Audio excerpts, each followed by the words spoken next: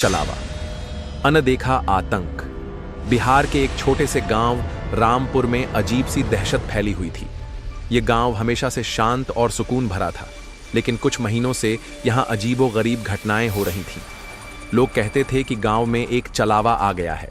चलावा यानी वह आत्मा जो इंसान का रूप धारण कर लेती है, उन्हें बहकाती है और फिर उनका विनाश कर देती है। गांव के लोग इतने डरे हुए थे कि शाम होते ही अपने घरों में दुबक जाते। कोई भी रात में अकेले बाहर जाने की हिम्मत नहीं करता, क्योंकि जो भी चलावा को देखता या तो वह गायब हो जाता या फिर पागल हो जाता। गांव के बुजुर्गों का कहना था कि इस गांव में पहले भी कई बार रहस्यमयी घटनाएं हो चुकी थीं। वर्षों पहले एक औरत पर काला जादू करने का आरोप लगा था और गांव वालों ने उसे जिंदा जला दिया था। मरते मरते उसने श्राप दिया था कि वह वापस आएगी और इस गांव को चैन से जीने नहीं देगी। तब से अजीब घटनाएं होने लगी। कभी किसी के घर से डरावनी चीखें सुनाई देती, तो कभी लगता कि कोई अदृश्य शक्ति किसी को बुला रही हो। कई लोग अचानक गायब हो गए और जिनकी लाशें मिलीं, उनके चेहरों पर भयानक डर की छाप थी। इसी गांव में शहर से रवि नाम का एक युवक अपने दादाजी से मिलने आया था। वह पढ़ा लिखा था और इन अंधविश्वासों पर यकीन नहीं करता था।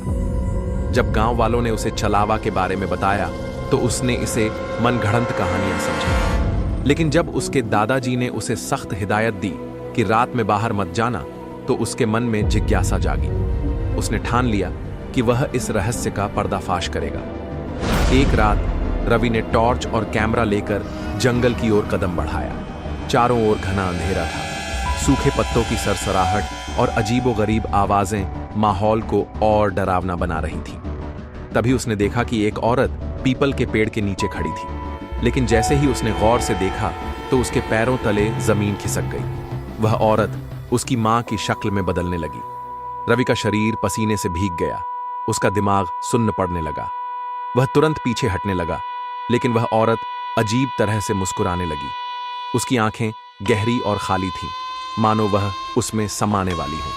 उसने कुछ कहा, मगर कोई आवाज नहीं निकली।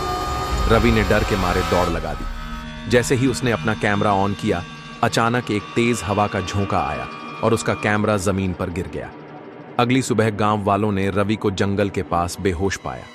जब उसे होश आया तो वह बस एक ही बात कह रहा था, वह मुझे बुला रही थी, मुझे अपने साथ ले जाना चाहती थी। यह सुनते ही गांव के लोगों को यकीन हो गया कि रवि अब चलावा का शिकार हो चुका है। इस घटना के बाद रवि एकदम बदल गया।